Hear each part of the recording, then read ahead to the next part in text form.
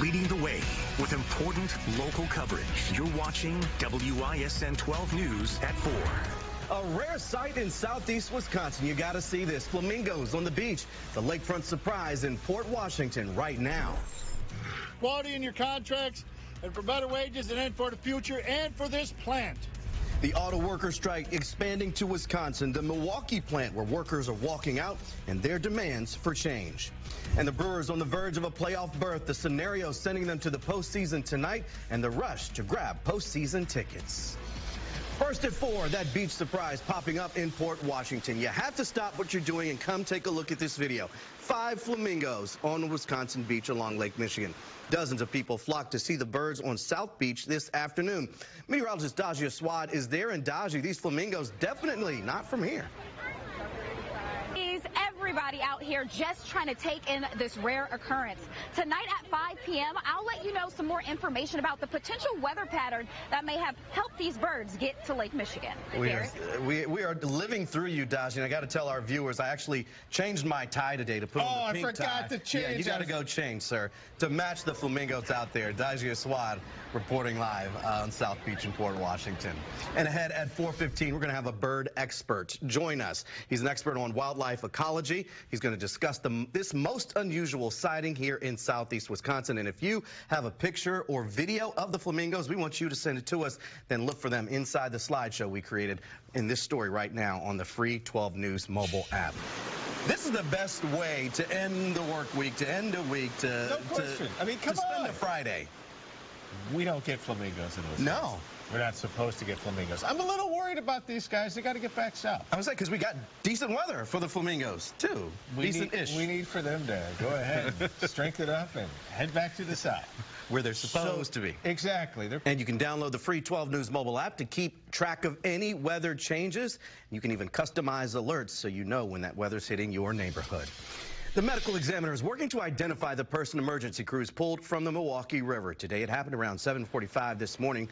Crews responded to Highland Avenue and MLK right by 3rd Street Tavern. Police believe the person who died was 63 years old. They have not released that person's identity. And breaking at 4, a local chapter of United Auto Workers is now on strike, joining that nationwide strike. The president of the union says employees at 38 parts distribution centers walked off the job across the country today, including the Stellantis Parts Distribution Center in Bayview. Let's bring in 12 News' Saria Sandlin, who's outside that plant live at 4. Saria, these employees are not giving up. And Saria, the auto workers had some company on the picket line. They definitely did, Derek. You can actually hear the cars honking as they drive by. We also saw some state officials out here in solidarity. We'll hear from them still ahead at 5. Saria Sandlin reporting live here at 4. Ahead in our next half hour, the president of the UAW on the strike expansion and the differences between this strike and the writers and actors strike in Hollywood. The Brewers playoff ticket rush is underway. Tickets are now on sale at American Family Field and online. Fans we met this morning are hoping for a long postseason run. It's pretty much a slam dunk that the Brewers are going to be in the playoffs. So I think there's this excitement all around town this year about the team. They've certainly exceeded expectations. So, you know, it's good for the city of Milwaukee and for the fans. Well, we're fired up. We're big time fired up because they've been playing good ball. And I don't think anybody expected us to do worth a crap again this year, but we are. That's one way to put it. If you're heading to the ballpark to buy a playoff ticket, remember it is cashless only. You'll want to have a credit card on file in case the Brewers do not make the postseason so you can be reimbursed. But the odds of the Brewers not making the playoffs, very, very slim. Big 12 Sports' Stephanie Sutton is here, and a win today guarantees that playoff spot. Indeed, the Phillies would play the D-backs. The Brewers a magic number to clinch the division, still 2. That's a combination of Brewers wins and Cubs losses. So a win tonight in the playoffs, likely no champagne shower in the locker room. That might be on Probably ice. when we see them clinch the division. Sometime this weekend, I feel it's going to happen. All right, we'll keep us posted, Steph. Our coverage of the Brewers continues at 5. The ballpark funding fight in the future for a potential beer district outside the stadium. Fans are going to weigh in on the mayor's plan to develop the area around American Family Field. Plus, Giannis leaving his mark on Milwaukee's culinary industry. His latest investment in the city ahead ahead on 12 News at 5. Time is running out on Capitol Hill to avoid a government shutdown. House Speaker Kevin McCarthy is warning fellow Republicans a shutdown is a dangerous path to take. He says it won't bring more leverage, and stopping funding for troops and border security will not help them win. I think we made some progress to those who have been holding up passing the rule to get onto these bills. We wanted to do it individually, rules, but I guess we do like a minibus rule. We got rules going to go in today. We got members working, and hopefully we'll be able to move forward on Tuesday to pass these bills. McCarthy expects Republicans to take action on Tuesday. Let's bring in 12 News political director Matt Smith live in the newsroom. Matt, you just spoke to Congressman Brian Stile, who was meeting with Speaker McCarthy just this afternoon. Derrick, House Republicans essentially were sent home this weekend, unable to pass a single spending provision this past week, with a number of hardline conservatives refusing to budge. At the White House today, telling agencies to start preparing now for a potential shutdown, Derrick. And Matt, Congressman Stile still in Washington. Conversations still happening as we speak? Yeah, a lot of private negotiations really intensifying this afternoon. No votes, at least at this moment, expected until Tuesday. We're going to have the very latest Sunday morning on Up Front, our interview with Congressman Stile and Transportation Secretary Pete Buttigieg on the potential impact, Sunday morning at 9 right here in WISN 12. Political director Matt Smith. We're in the newsroom. We'll see you then, Matt. Flamingos on the Wisconsin beach next at 4. A bird expert will join us live to discuss and whether he has ever seen anything quite like this.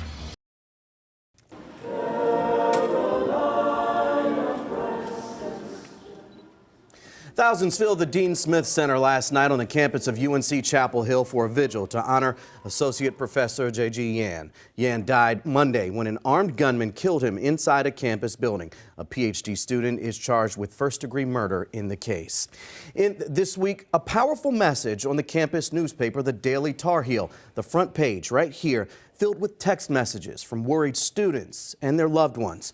And joining us this afternoon from Chapel Hill is Emmy Martin. She is the editor-in-chief of the Daily Tar Heel. Thank you for joining us this afternoon. It's a powerful front page. Share with our viewers how this idea to collect these messages and put them together in one image came together. Thank you for having me. It was a quick turnaround, of course. On Monday, there was a shooting. Many of the students in our newsroom were in lockdown. I personally was in lockdown on a campus building. And then later that evening, we're talking in the newsroom about what our front page would look like. Of course, nothing really feels right after such a scary event for students on a campus.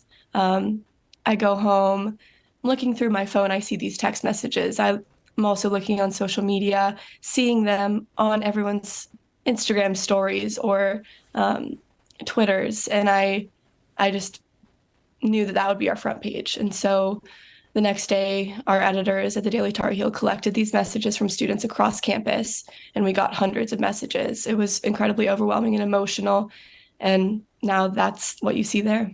It's hard to even read some of these messages, knowing what you and your classmates went through. Talk about the lockdown. Have you been able to get a sense from students and campus officials about an assessment of the lockdown process Monday, how it played out, whether there could be improvements?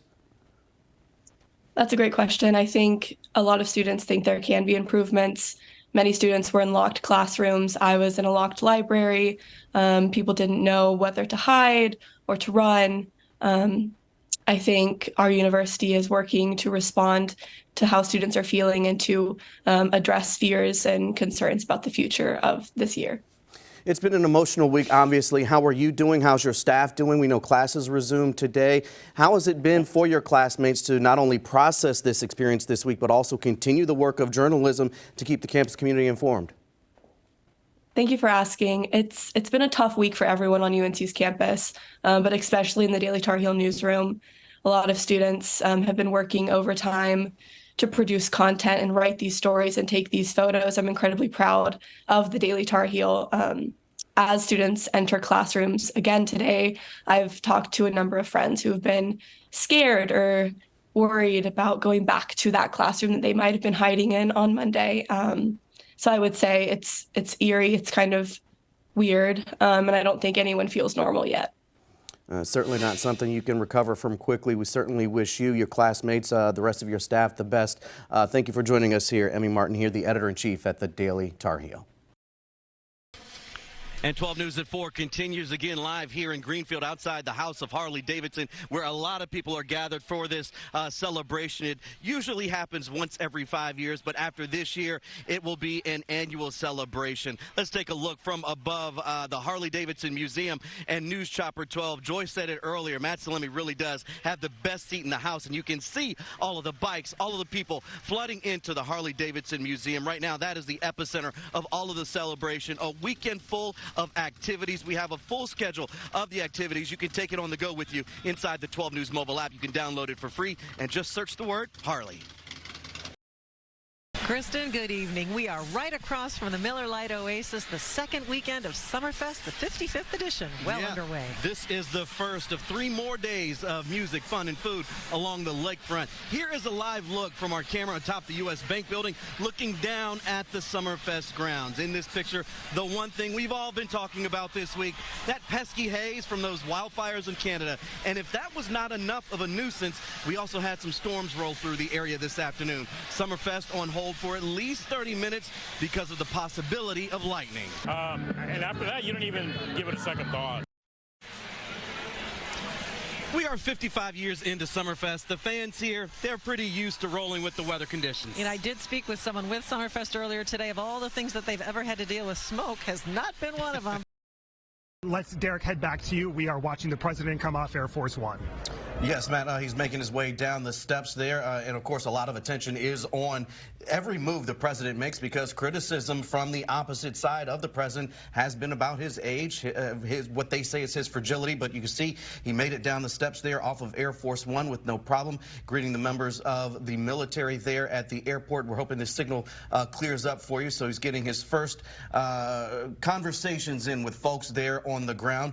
Presumably next, you see they're waiting to speak to the president. Governor Tony Evers there to his right. Mayor Cavalier Johnson also there. County Executive David Crowley. But this, again, an important moment for the president in battleground Wisconsin, as Matt mentioned, having his campaign headquarters here in the state of Wisconsin. We saw, and you see there on the left, Congresswoman Gwen Moore also greeting the folks there, the members of the military. And here's a ground shot, a better perspective for you.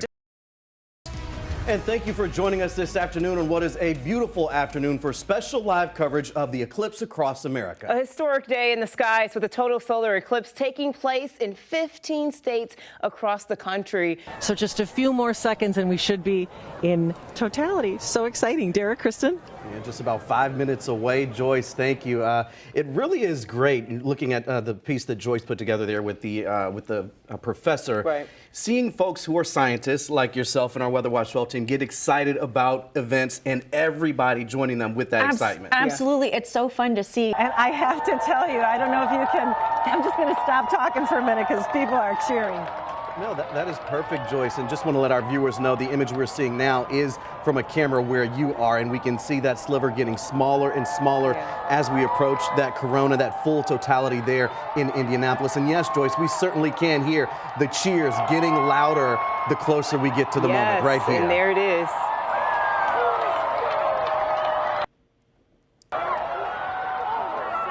So let's check back in with Syria Sandlin at Longfellow Middle School in Wauwatosa. Syria, I can imagine what the experience is like for you and all of the students there. They put on their glasses, looked up, and they've just been blown away. Again, like Molly said, it's going to be another 20 or so years before we see this, so they'll all be much older by that point. So this is really just so cool to see these kids excited to learn about science and this amazing experience that is happening right now. As you can see, the kids are enjoying this with each other, and we're going to stick out here and enjoy it with them, guys. It seems like some of those hoodies went on and got zipped up along the way. Right, and Syria, I'm glad you mentioned the experience and the learning experience for these students, because we mentioned the next one, 20 years. These students in 20 years, some of them will be the scientists that we will be having on the air to talk about an experience like this, and maybe this is what spurred them into the field. Exactly, Derrick, because think about it. You can read about this in a textbook, but when you really experience and you remember coming out with your friends and being at at your school, watching it happen before your eyes. I mean, that's just an invaluable lesson that you really can't get out of a textbook or in a classroom. This is living history that they're getting to experience. I want to thank you for joining us. Thank all of our crews, Joyce, Syria, Nick, and Molly Bernard here. Thank you for joining us here for this special eclipse coverage. Our next newscast starts at 4 o'clock. We will see you then. Good afternoon.